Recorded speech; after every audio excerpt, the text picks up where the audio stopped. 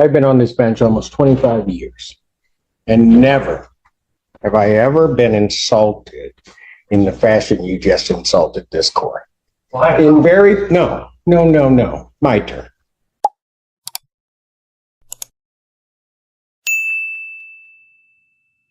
Address this matter. I'm sorry? So I'm Thomas Styron, the living man, not Thomas Ulrich Styron, the entity you know me as, or as I'm in my papers. I'm here to address the matter. All right, thank you. You wish to be represented by an attorney, sir? No, I'm here, sir, as the appropriate persona. All right. I do have to advise, so you're going to represent, you need to stand in the middle of the podium where he's telling you to stand. Check back there. I'll take the cuts off. I don't know that we're going to be doing all that, but let me ask you something. On the Styron matter, I sent my bailiff back to get him to bring him back out. The court is of the understanding that defendant number one is being, I will say, uncooperative, has purposely done some things to make it difficult to bring him out. What I'm going to do at this point in time, we're not going to wait and not going to play his game. We will hear him next week because of his behavior today before the court. At this point, I will revoke his bond and I will adjourn the probable cause conference. Watch how quickly courtroom order clashes with ideology. He's asserting his identity over the law. Do you think anyone should get away with this? The judge isn't laughing. He's setting boundaries, showing who's really in control. He certainly poses a risk to even bring him out. So I will adjourn this out to May 2nd, 2024, 9 a.m. or as the invite indicates. I will leave it there for the reasons that I've stated on the record.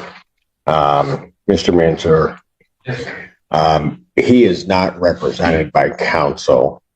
If you would, for the court, take the opportunity to come back and to apprise him that of what the court has done and that I will see him next week.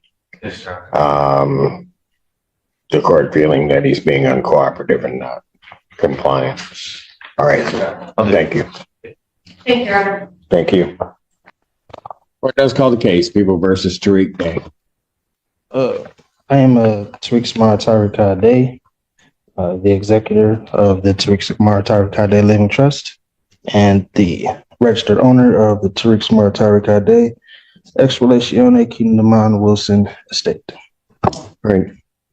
So you are appearing here without an attorney. I do have to advise you that you are charged with the offense of fleeing and eluding in the 3rd degree under the Motor Vehicle Code. That is a felony punishable by up to 5 years incarceration and or a $1,000 fine plus court costs. Additionally, the Secretary of State could suspend your driving privileges for up to a year. Do you understand that, sir? I comprehend. Do you understand? I comprehend, yes. The court has to further advise you that if you wish to be represented by counsel, the court would ensure that counsel would be appointed to represent you in this matter and that you would have counsel if you could not afford to hire counsel yourself. I also wish to advise you that the court would be treating you the same as it would the people in this case.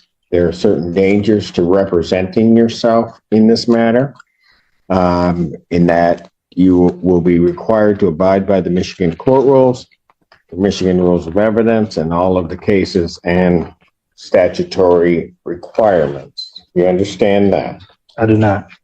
You do not. What is it about that you do not understand? It's against my religion to adhere or to assimilate to any statutory. Sir, I'm not asking anything about your religion. That is it is irrelevant to me. I am indicating that in this proceeding, you will be required to abide by the rules of this court. Do you understand that? I'm having a hard time understanding why or how religion doesn't play a role. If How what? how religion does not play a role. Religion does not play a role in what I do or what this court does. There are certain rules of this court established by the legislature and the Michigan Supreme Court regarding how these particular proceedings will be conducted. These proceedings will be conducted in accord with those rules. Do you understand that, sir? Well, according to the American Declaration on the Rights of Indigenous Peoples, as well as the international or the United Nations Declaration on the Rights of Indigenous Peoples, the state and the governments should. Sir, you have no authority for what you're about to state because what you're about to state is incorrect. Oh, I am an Indigenous person. No, so I do have. sir, what you're about to state is incorrect.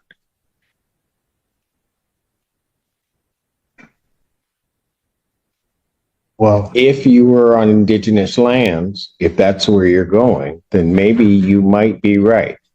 As it stands right now, this proceeding is not on indigenous land. well, that's a matter of perspective, sir. It is, and the only perspective that's going to matter on that is mine. We are not on indigenous lands subject to indigenous or tribal rules. Is there a We're law? subject to the rules of the Michigan Supreme Court as they are promulgated, both in terms of procedure and evidence. Do you understand that that's what's happening, sir? I do not. What is it that you do not understand? I don't understand. Because I'm going to tell you something, sir. If you are unable to establish or understand what I'm saying, and go through this with you again, I have to assume that there may be some reason why you don't understand. This court will take precautions to protect your rights, and I will be sending you for a competency evaluation to make sure that you are competent to stand trial and to stand in these proceedings. Well, I would agree to a competency if the prosecution, as well as the court and the officers, agree to take a competency. That's not the way it works. You don't get to make the rules. I'm not. I'm ordering a competency. I'm not making. Defendant is ordered for a forensic evaluation. I will set a competency hearing in this matter for July 25th, 2024. At what time? At 9 a.m. Now, sir, I'm going to ask you this Yes, sir. because it's going to depend on where you may be staying for a period of time. If they send you information as to when you have your forensic interview, Yes, sir. are you going to cooperate and attend that interview? Under threat, duress, and coercion. Yes. Pardon? Under threat, duress, and coercion. Yes. Notice how he claims cooperation only under threat, duress, and coercion. Isn't that just a fancy way of saying he's not following the rules? The judge immediately calls out the attempt to manipulate the process. No. It's not how it works. I don't. I'm asking you, are you voluntarily going to cooperate? I say yes. Pardon? I mean, under it, yeah. I mean, is this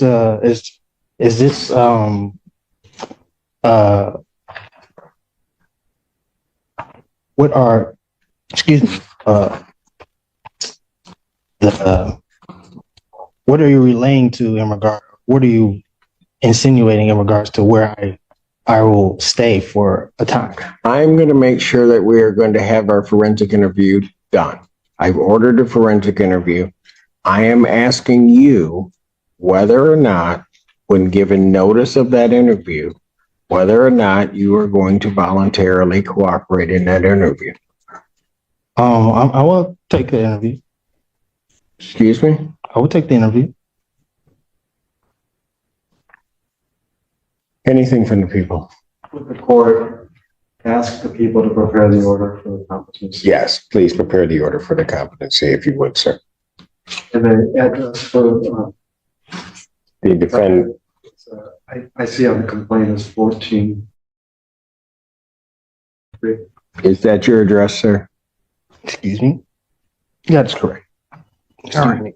All right, very good. I will send a copy to that address. Very good. All right. This time then bond is continued. Yes, sir. And I'm sorry. Can I get that date again, please, sir? I can put it in my calendar. July 25th, you were supposed to, so I'm assuming you're waiving it. You were supposed to file your motion with. I did. I filed it. When did you file it? I brought it in today. Do we have it? I gave it. I mean, it was stamped and everything. I gave it to the reception. Why didn't you file it before today? Well, as I stated at the last hearing, No, don't go through what you stated at the last hearing. well, you You asked. knew that, no, you knew it was supposed to be filed before the day. Young man, you're gonna That's it. figure out something. We're playing by my rules, not yours. So you know, do not say anything because you're gonna figure that out real soon. Do they have it? I have not received a response yet. Since I'm sending in for a competency, I can't hear that. I can't hear his motion in any event. So I won't hear his motion at this time. He'll have to refile it timely if he's determined to be competent. So I'll have his bond continue. He can go. What? I didn't get the last part that you said. The bond continued and what? I said you can go. Oh, okay. No problem. I've been on this bench almost 25 years. And never have I ever been insulted in the fashion you just insulted this court. In very, no, my turn.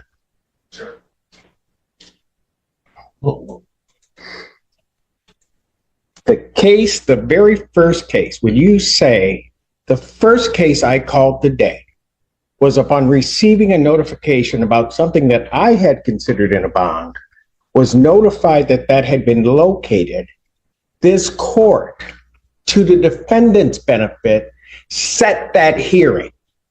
Without notice to any side, I set the hearing.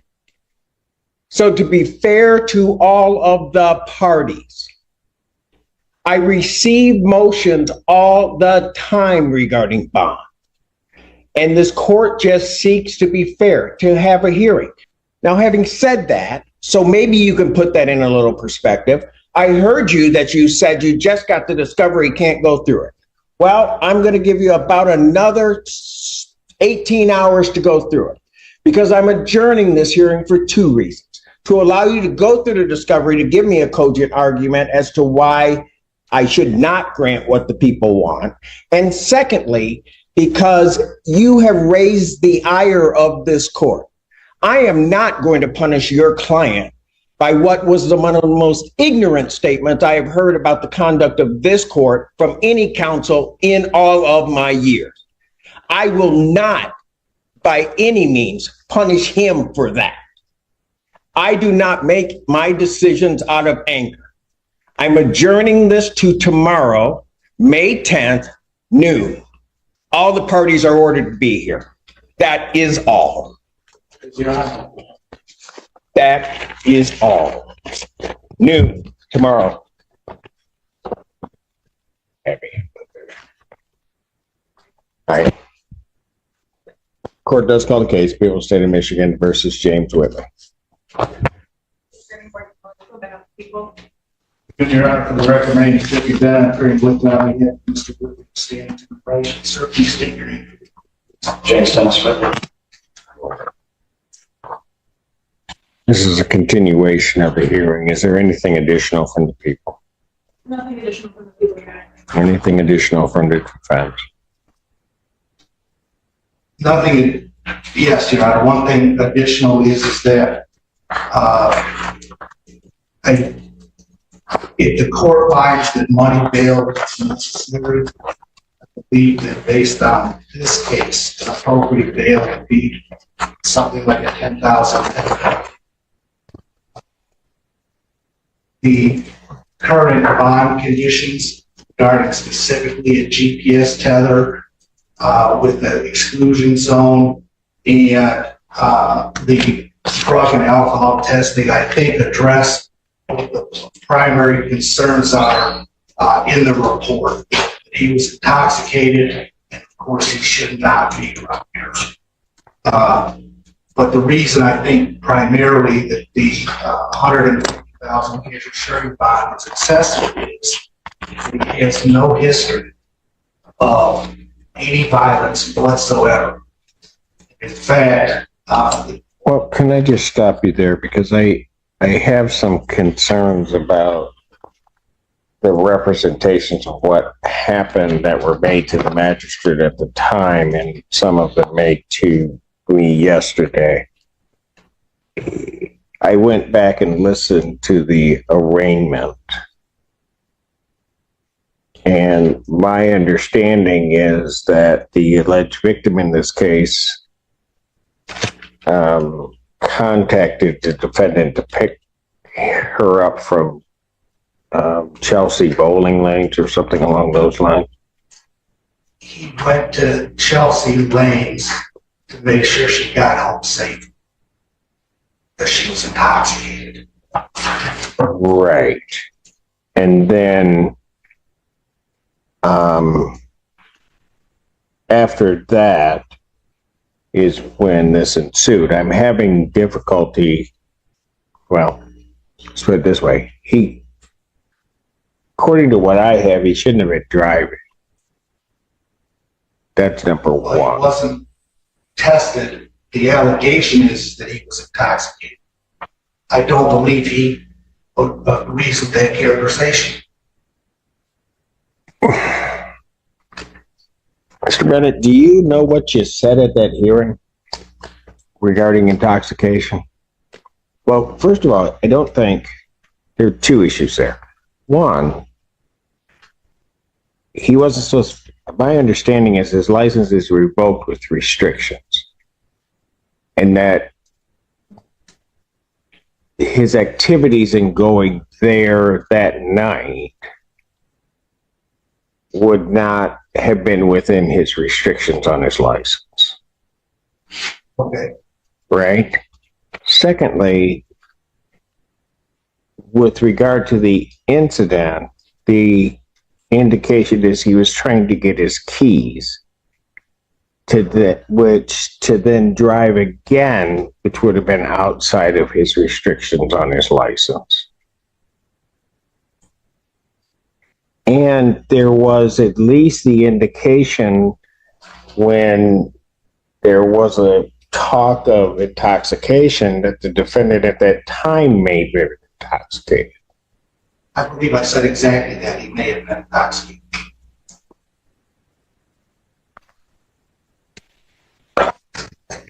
Can I address that concern or not? Go ahead.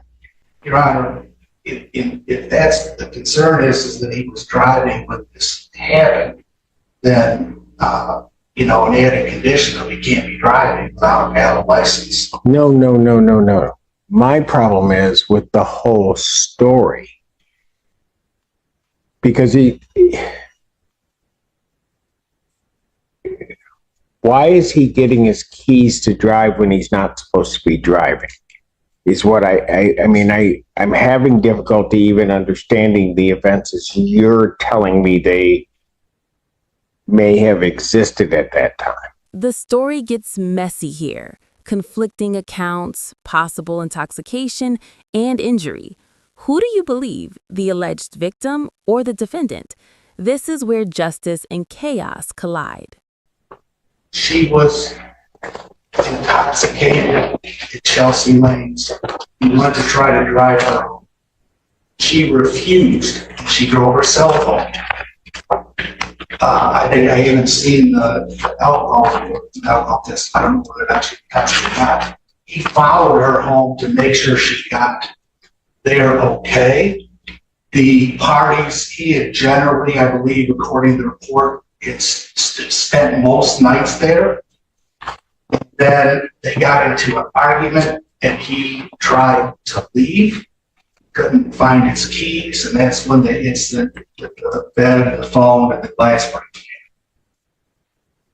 I think, in my opinion, those sort of discrepancies are only, I guess, the absolute truth, I guess, would be relevant to bond, but they decrease the likelihood of conviction when you have the alleged victim saying that her statements were entirely accurate, and wishing to recant, and him saying he was looking out for her.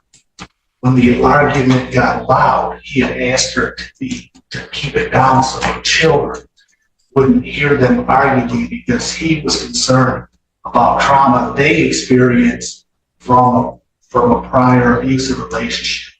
And telling her to calm down actually escalated the fight, and that's when the incident happened in the bedroom, which there's a disagreement about what that was. That, at the end of the day, resulted in the injuries that were sustained by the alleged victim to her wrists, our arms, and her head.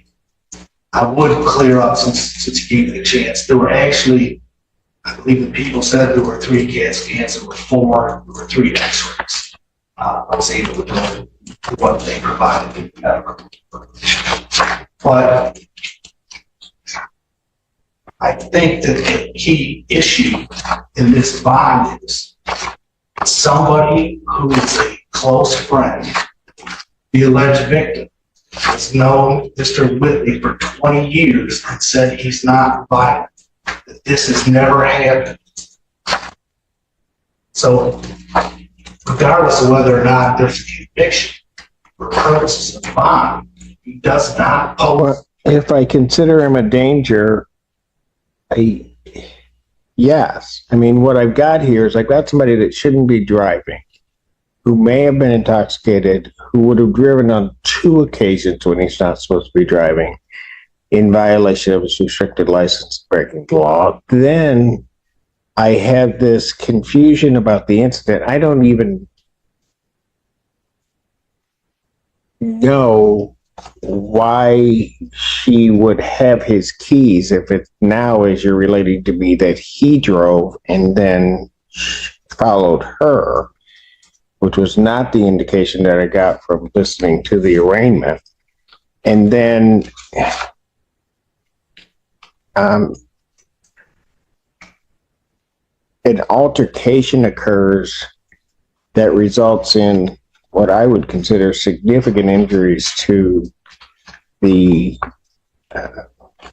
alleged victim in this case, to the point of a level of medical care that was required regarding that person, which I think would have been significant.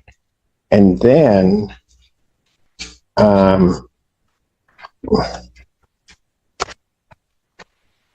from that, does she have to keep moving?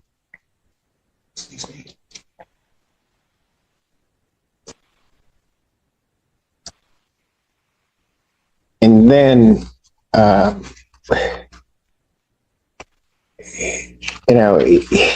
it creates in this court's mind a level of potential danger that this individual poses, potentially to the victim as well as to the community. It certainly raises that level, because he's not this law-abiding person that you say he is, because he's obviously driving. I mean, he's got those previous convictions, which led to the revocation of his license, which led to the restriction, and he's violating that twice that night. The judge doesn't just set a bond. He frames the entire moral and legal context. This is a masterclass in asserting control while weighing public safety and fairness. At least. So, I don't know.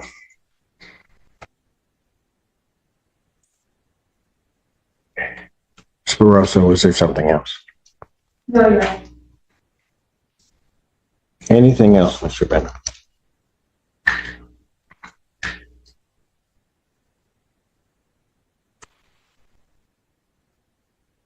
Anything else, sir? No, I just don't know. I get that he was driving when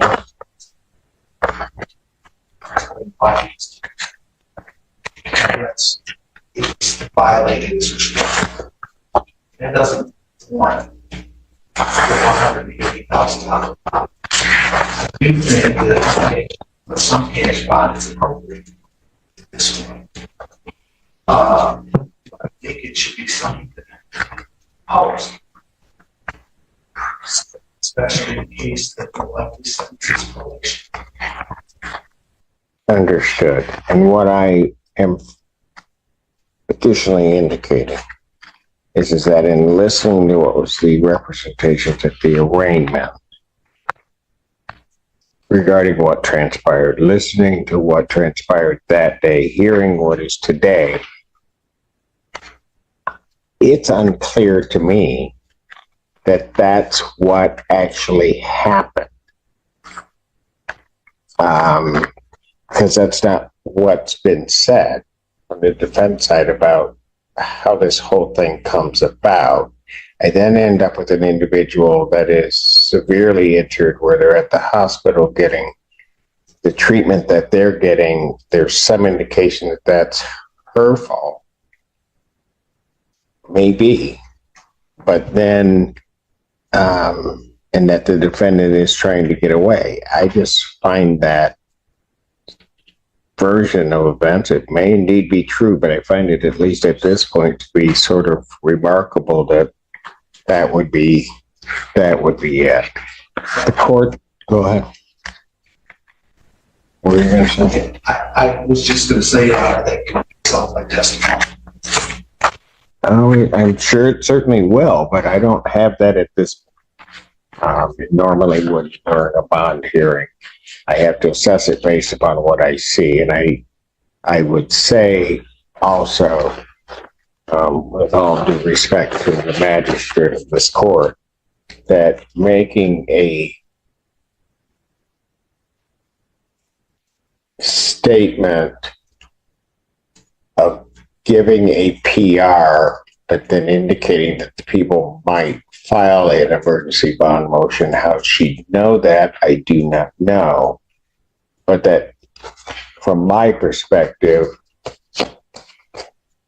leads the court to believe that it was in part of the court's funding, but also as a result of what the court is looking at in this case, would find that her decision to issue a PR bond was indeed an abuse of discretion in issuing that bond. The court will leave all of the conditions as she said in place. I will set the defendant's bond in the amount of $35,000 cash surety. Now, the bond is set at $35,000 cash. Would you consider that fair? Should the law favor caution over second chances?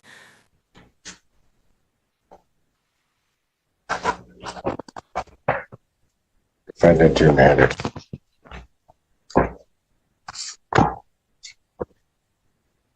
Thank you, Your Honor.